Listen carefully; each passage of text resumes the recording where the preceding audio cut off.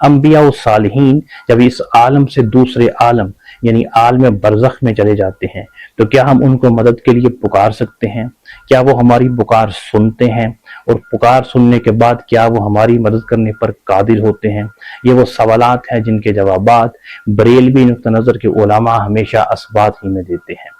یعنی ان کے خیال میں انبیاء و صالحین جو وفات پا چکے ہیں انہیں ہم مدد کے لیے پکار سکتے ہیں، وہ ہماری پکار سنتے ہیں اور ہماری مدد کرنے پر قادر ہوتے ہیں۔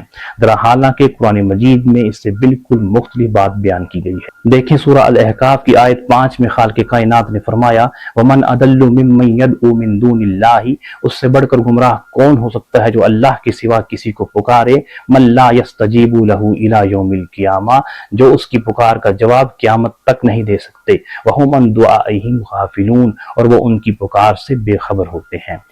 قرآن مجید کی اس آیت سے اور دیگر مقامات سے دین کے ہر طالب علم پر یہ بات واضح ہو جاتی ہے کہ صرف مدد کے لیے اللہ ہی کو پکارا جا سکتا ہے، اللہ کے سوا کسی شخص کو چاہے وہ نبی ہو یا ولی ہو مدد کے لیے نہیں پکارا جا سکتا۔ یہی بات دین کے وہ علماء جو خالص محققین ہیں، کسی مسلک کے نمائندے نہیں ہیں، وہ بھی یہی بات کرتے ہیں۔ دیکھیں سید ابو العلا مودودی صاحب تفہیم القرآن اور مولانا امین حسن اصلاحی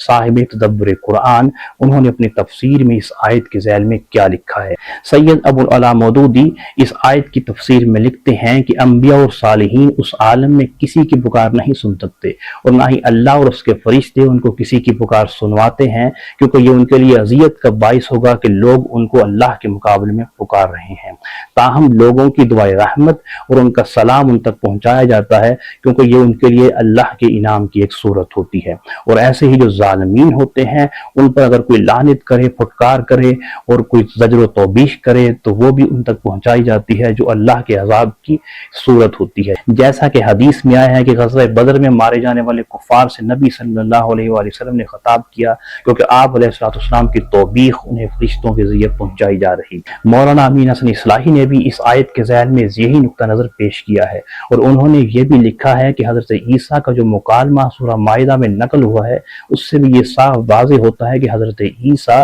اپنی وفات کے بعد اپنے پیرووں کے شرک سے بے خبر تھے، لہٰذا وہ محققین جو کسی مسلک کے نمائندے نہیں ہیں، جو قرآن مجید کو اس کے الفاظ، جملوں کی تالیف اور سیاق و سباق کی روشنی میں سمجھتے ہیں، نہ کہ قصے کہانیوں پر مبنی اس کی تعویلات کرتے ہیں، ان سب کی یہی رائے ہے کہ انبیاء و صالحین کو جو عالم برزخ میں چلے گئے ہیں یعنی وفات پا چکے ہیں، انہیں ہم اللہ کے مقابلے میں مدد کے لیے نہیں پکار سکتے۔